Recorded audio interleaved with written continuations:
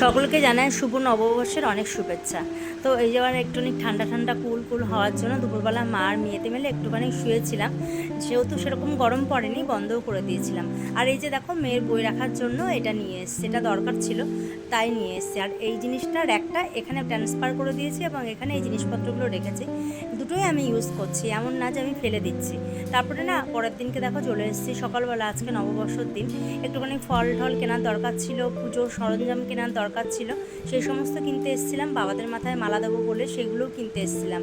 এসে আবার বাড়ি ফেরার সময় কচুরি নিয়ে গেছিলাম, কারণ তখন আর ইচ্ছা করছিল না ঘরে গিয়ে লুচি কিছু করি।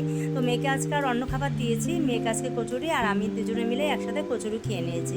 খাওয়া দাওয়া করে রান্নাবান্নাও কম ছিল, কারণ গতদিন আমার পতি অনেক খাবার দিয়ে গেছে। আমার শুধু একটুখানি শ্যামা চালের ভাত করলেই হয়ে যাবে। তো তোমরা আজকের দিনটা খুব ভালোভাবে কাটাও, সুন্দরভাবে কাটাও।